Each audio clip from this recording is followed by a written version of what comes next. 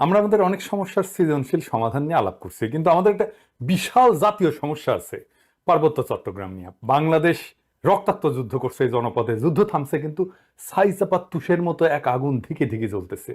আমি মাঝে মাঝে ভাবি, যারা রাষ্ট্র চালায় তারা কি আদৌ সমস্যাগুলো নিয়ে ভাবেন? কিভাবে এটা সমাধান করা যায় এটা নিয়ে ভাবেন? ভাবলে, আন্তরিকভাবে চেষ্টা করলে তো এই সমস্যা একেবারে দূর না হোক, অনেকটা তো সহনীয় করে ফেলা যায়। রাষ্ট্র সবসময় অপদার্থরা চালায়, তাই কখনো আমরা ভাবতেই পারি না সমস্যাকে দূর করতে হলে কি কি কাজ করতে হবে, কিভাবে সৃজনশীল ভাবে সমস্যার সমাধান করতে হবে। আজ আমি পার্বত্য চট্টগ্রাম ইস্যু নিয়ে আলাপ করব। আমার আলাপে সব সমস্যার সমাধান থাকবে না, তবে অন্তত একটা বড় সমস্যার সমাধানের বিষয়ে আলাপ করব। আশা করি বাংলাদেশের আপামর জনসাধারণ, সমতল এবং পাহাড়ের জনগণ আমার এই আলাপটাকে গ্রহণ করবেন। আসেন আল্লাহর নামে শুরু করি। মূলটা মূলত দুইটা জায়গায়, একটা স্থানীয় আর একটা আন্তর্জাতিক।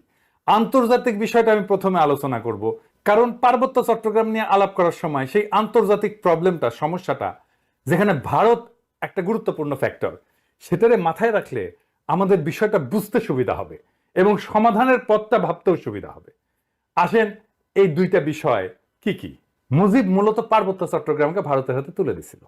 আমি আর সেই ইতিহাসে গেলাম না, কিন্তু এখন পার্বত্য চট্টগ্রাম নিয়ে ইন্ডিয়ার পরিকল্পনাটা কি? ইন্ডিয়ার একটা দুর্বল জায়গা আছে, চিকেন নেক, তাই না? আপনারা জানেন, যেটা দখল নিতে পারলে সেভেন সিস্টার জয় বাংলা হয়ে যাবে, আলাদা হয়ে যাবে। ইন্ডিয়া সেটা নিয়ে সবসময় একটা প্যারার মধ্যে থাকে। আমাদেরও একটা উইক জায়গা আছে, সেটা হইতেছে ফেনী, যা আমাদের বাংলাদেশ মূল ভূখণ্ডের সাথে পার্বত্য চট্টগ্রামকে যুক্ত করছে। ওই জায়গা দিয়া পার্বত্য চট্টগ্রামকে যদি আলাদা করে দিতে পারে ইন্ডিয়া, তাইলে চিকেন নেক নিয়ে তার না ভাবলেও চলবে, মুফতে একটা সমুদ্র বন্দর পাওয়া যাবে। তাই সে পার্বত্য চট্টগ্রামের সবসময় বিচ্ছিন্নতাবাদীদেরকে অকাতরে সাপোর্ট দেয়। শান্তি বাহিনীকে সাপোর্ট দিচ্ছে, কুকিজিনদের সাপোর্ট দেয়। তারা জানে পার্বত্য চট্টগ্রাম যদি বিচ্ছিন্ন হয়ে আলাদা রাষ্ট্র হয়ও, তাইলে এই ল্যান্ড লক একটা অতি অল্প জনগোষ্ঠীর ভূখণ্ডের ইন্ডিয়ার উপরে সর্বাংশে নির্ভর করা ছাড়া আর উপায় নাই। আর ওই অংশটা ইন্ডিয়া খাইয়া ফেলতে কোনো সমস্যা হবে না তখন। তবে আমরা এই সমস্যার কথা কম বেশি সবাই জানি। যে দ্বিতীয় যে সমস্যা, যেটার কথা আমরা একেবারেই জানি না, আলাপ করি না, সেই সমস্যাটা কি? আসেন সেটা নিয়ে আলাপ করি। এটা খুবই জটিল এবং কম আলোচিত সমস্যা। এই প্রসঙ্গে আমি আর একটা আলোচনা করে নিই, আপনাদের বুঝতে সুবিধা হবে। হংকং আর চায়না মেনল্যান্ড, এই দুইটা ভূখণ্ড কিন্তু একই দেশের হইলে সিস্টেম আলাদা, অর্থনৈতিক সিস্টেম আলাদা। হংকং অশান্ত না? আপনি একই দেশের দুইটা সিস্টেম করলে সেটা অশান্তির একটা বীজ হয়ে থাকে, যদি খুব ভালোভাবে ম্যানেজ করা না যায়। কারণ দেশ বা রাষ্ট্র একটা শরীরের মতো, এটার একটা রাজনৈতিক অর্থনৈতিক সংহতির দরকার পড়ে। ইকোনমিক সিস্টেম আলাদা হইলে রাজনৈতিক সংহতি রক্ষা করা দূর হয়ে যায়। কেন? মার্কস বলছেন যে রাজনীতি হচ্ছে অর্থনীতির একটা ঘনীভূত রূপ। অর্থনীতি যেমন, সেটাই রাজনীতি হইয়া দেখা দেয়। কথাটা খুবই সত্য কথা। একটা দেশের ইকোনমি যেমন, তার রাজনীতিটাও তেমন। এটা নিয়ে পরে আবার বিস্তারিত আলাপ করা যেতে পারে, কিন্তু আপাতত আজকাল আলাপের জন্য এইটুকু জানলেই চলবে। পার্বত্য চট্টগ্রামের ইকোনমি কি আলাদা? হ্যাঁ, আলাদা। ওদের ইকোনমি ভূমি নির্ভর। ওদের বর্তমান ভূমির মালিকানা ব্যবস্থা খুবই জটিল এবং বহুমুখী একটা কাঠামোর উপর প্রতিষ্ঠিত, যা ঐতিহাসিক, সামাজিক, সাংস্কৃতিক এবং প্রশাসনিক অনেকগুলো কারণের মিশ্রণ। তিনটা স্তরে এদের ভূমি ব্যবস্থাপনা। এক নাম্বার, ঐতিহ্যবাহী ভূমি মালিকানা ব্যবস্থা। এটাই সবচেয়ে বড় ভূমি ব্যবস্থাপনা। আনুমানিক 50 থেকে 60% ভূমি এই ঐতিহ্যবাহী ব্যবস্থাপনার আওতায় পড়ে। কেমন সেটা? এইটা গোষ্ঠীভিত্তিক মালিকানা, কোনো ব্যক্তি মালিকানায় না। পার্বত্য অঞ্চলের প্রধান জনগোষ্ঠী যেমন চাকমা, মারমা, ত্রিপুরা এবং অন্যান্য গোষ্ঠীগুলা তাদের নিজস্ব ঐতিহ্যবাহী ভূমি ব্যবস্থাপনা পদ্ধতি অনুসরণ করে। এই ব্যবস্থায় জমির মালিকানা সাধারণত পরিবার বা গোষ্ঠীর মধ্যে থাকে। এটা একটা মৌখিক ঐতিহ্য, লেখাপড়া কিন্তু নাই, কোনো দলিল নাই। জমি ভোগ, দখল এবং ব্যবহার করার অধিকার আছে, কিন্তু সেটা আইনগতভাবে নথিভুক্ত না। জুম চাষ হয় না পাহাড়ে, এই জুম চাষের জন্য যে ভূমি, সেইটা কিন্তু এই ঐতিহ্যবাহী কৃষি পদ্ধতি এবং এই ভূমি মালিকানায়। এখানে জমি ব্যক্তিগত মালিকানা না, বরং গোষ্ঠীগত মালিকানায় পরিচালিত হয়। দুই নাম্বার মালিকানা হচ্ছে সরকারি ভূমি মালিকানা। সরকার যেটাকে রিজার্ভ বন ঘোষণা করছে, এটা সরকারের মালিকানা। পার্বত্য চট্টগ্রামে একটা বড় অংশ আমরা জানি যে রিজার্ভ ফরেস্ট বা সংরক্ষিত বন হিসাবে ঘোষিত। এই ভূমি বন বিভাগ দিয়ে নিয়ন্ত্রিত এবং চাষাবাদ এবং বসতি স্থাপন এখানে নিষিদ্ধ। তবে আপনারা জানেন যে পার্বত্য চট্টগ্রামের অধিবাসীরা ঐতিহাসিকভাবে বনের মধ্যে চাষাবাদ করে এবং বসতি স্থাপন করে। তো সরকার যদি নিষিদ্ধ করে দেয়, তাহলে তাদের ঐতিহাসিকভাবে চাষাবাদের পদ্ধতি ছিল, সেটা নষ্ট হয়ে যায় না? এটা মাথার মধ্যে নাই এদের। কিন্তু এটা একেবারে বন্ধ হয়নি। এই সংরক্ষিত বন এলাকায় অনেক বসতি আছে জনগণের, এবং ঐতিহ্যগতভাবে এই ভূমি তারা ব্যবহার করে। এইটাও একটা ভূমি বিরোধের অন্যতম কারণ। তিন নম্বর হচ্ছে সরকারি প্রকল্প।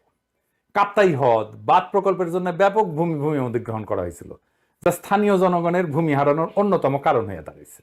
আমরা এই প্রসঙ্গে সমাধান পর্বে আলাপ করব। আনুমানিক 25 থেকে 30% ভূমি সংরক্ষিত বনাঞ্চলের অধীনে রয়েছে। আর আইনগতভাবে নথিভুক্ত মালিকানা, যেটা আমরা সমতলে দেখি আর কি, জমি রেজিস্ট্রি দলিল, এটা দেখি না, এইটা পর্সা টর্সা এগুলো দেখি না, পাকা দলিল। কিছু কিছু এলাকায় ব্যক্তি বা গোষ্ঠী তাদের জমির দলিল নথিভুক্ত করে ফেলছে, তবে এটা খুবই সীমিত এবং এটা সবসময় সমস্যাযুক্ত, কারণ অনেক জমির মালিকানার বিষয়ে সরকারি রেকর্ড স্থানীয় ঐতিহ্যবাহী নিয়মের মধ্যে তো সংঘাত আছে, তাই না? এইটা ধরেন 10%-এর মতো। এই ভূমি ব্যবস্থাপনার মূল সমস্যাটা কি? সমস্যা হচ্ছে যে পার্বত্য জনগোষ্ঠী তাদের এই ঐতিহ্যগত নিয়মে জমি ভোগ দখল করলেও সরকারি আইনে তো স্বীকৃত না এটা। তারপর ধরেন উন্নয়ন প্রকল্প, যেমন কাপ্তাই জল বিদ্যুৎ কেন্দ্র, এবং সমতলে অনেক মানুষ আসছে পার্বত্য অঞ্চলে, ফলে স্থানীয় জনগণের জমি হারানোর ঘটনা ঘটছে। আবার আরেকটা জিনিস বললাম যে রিজার্ভ সংরক্ষিত বন এবং কৃষি জমি নিয়ে যে সংঘাত, ওইখানে তারা বসতি স্থাপন করে, ওখানে কৃষি কাজ করে। সমতলের অনেকে বলে যে আমরা কেন পার্বত্য চট্টগ্রামে গিয়ে জমি কিনতে পারবো না, ওরা তো এসে সমতলে জমি কিনতে পারবে। সমস্যা বুঝছেন তো? আপনি কার কাছ থেকে জমি কিনবেন? দলিলই তো নাই। দলিল তো মুখে মুখে। মালিকানা তো ব্যক্তির না রে ভাই, মালিকানা সামাজিক, এবং প্রায় 60% জমির মালিকানা এরকম। তো এই বাস্তবতাটা তো বুঝতে হবে। এখন এই সমস্যার সমাধান কি? ওয়ান কান্ট্রি টু সিস্টেম ব্যবস্থা আমাদের চালাইতে হবে ততদিন পর্যন্ত যতদিন না ব্যাপক সংখ্যাগরিষ্ঠ পাহাড়িরা এই সিস্টেম বদলানোর জন্য দাবি না করে। আমরা এই ব্যবস্থার জন্য হংকং এর অভিজ্ঞতা, স্কটল্যান্ড, উত্তর আয়ারল্যান্ডের অভিজ্ঞতা কাজে লাগাতে পারি। এইটা করে ঐতিহ্যবাহী ভূমি ব্যবস্থাকে আইনি স্বীকৃতি দিতে পারি এবং পুরো পার্বত্য চট্টগ্রামকে আমরা গ্রিন ইকোনমির আওতায় আনতে পারি। তাহলে আমাদের এই ওয়ান কান্ট্রি টু সিস্টেমটা ভালোভাবে বাস্তবায়ন করা যাবে। অর্থনৈতিক উন্নয়ন আর স্বাতন্ত্র্য 2 লক্ষ্যই অর্জিত হবে। পার্বত্য চট্টগ্রামে ব্যাপক অর্থনৈতিক উন্নয়ন করলে, পাহাড়িদের আয় আর জীবনযাত্রার মান বাড়াইলে বেশিরভাগ সমস্যার সমাধান হয়ে যাবে। আসলে এই গ্রিন ইকোনমিটা কি আর কিভাবে এটা ইমপ্লিমেন্ট করা যায় সেটা দেখি, বাস্তবায়ন করা যায়। গ্রিন ইকোনমি হলে এমন একটা অর্থনৈতিক ব্যবস্থা যা পরিবেশকে রক্ষা করবে, টেকসই উন্নয়নকে প্রাধান্য দেবে, এবং এইটাই প্রাকৃতিক সম্পদের সঠিক ব্যবস্থাপনা, পরিবেশ বান্ধব প্রযুক্তি ব্যবহার এবং সবুজ কর্মসংস্থান তৈরির মাধ্যমে অর্থনৈতিক উন্নয়ন এবং পরিবেশ রক্ষার মধ্যে একটা ভারসাম্য আনবে। এবং আমরা পার্বত্য চট্টগ্রামকে যদি একটা সংরক্ষিত এলাকা বলে ঘোষণা দিয়ে গ্রিন ইকোনমির আওতায় নিয়ে আসি, তাহলে অনেকগুলো সুবিধা পাওয়া যাবে। স্বাতন্ত্র্য রক্ষা তো হবেই, পাশাপাশি অর্থনৈতিক উন্নয়ন সম্ভব হবে। এবং এই অঞ্চলে আমাদের একটা গবেষণা এবং ডকুমেন্টেশনের একটা শক্তিশালী সিস্টেম রাখতে হবে, যে সংরক্ষিত এলাকায় জীব বৈচিত্র্য, সম্পদ এবং পরিবেশগত অবস্থা নিয়মিত এটা ঠিক থাকতেছে কিনা, এটা নিয়মিত গবেষণার মাধ্যমে পর্যবেক্ষণ করা হবে। আর আসেন কাপ্তাই লেক এলাকা। এই যে কাপ্তাই লেকটা করা হয়েছে, জানেন এখানে কত মেগাওয়াট বিদ্যুৎ হয়? 230 মেগাওয়াট মাত্র। এটা গোটা বাংলাদেশের চাহিদার মাত্র 5%। এই যে 5% বিদ্যুৎ, তার জন্য কত বড় সমস্যা আমরা তৈরি করছি। আমরা যদি ঘোড়াশাল বিদ্যুৎ কেন্দ্রের কথা চিন্তা করি, ঘোড়াশাল বিদ্যুৎ কেন্দ্র 950 মেগাওয়াট বিদ্যুৎ উৎপাদন করে, তার মানে 4 গুণ এই কাপ্তাই লেকের চাইতে। তাইলে আমি এটা আসলে রাখবো কেন? এই কাপ্তাই বাঁধ ভেঙে দিয়ে আমরা জমি উদ্ধার করলে কি সমস্যা? এটা ভেবে দেখতে হবে। এটা নিয়ে আমাদের সিরিয়াস চিন্তা করতে হবে যে আসলে আমরা কাপ্তাই বাঁধটা রাখবো কিনা। একটা দীর্ঘস্থায়ী প্রবলেমের সমস্যার সমাধান করছে। কাপ্তাই লেক থাকবে না, কাপ্তাই লেকের দরকার কি? আমাদের তো দরকার নাই। দৃষ্টিনন্দন কাপ্তাই লেকের তো দরকার নেই। আমার যদি জমি উদ্ধার হয় ওইখানে, এই 230 মেগাওয়াট বিদ্যুতের দাম কত?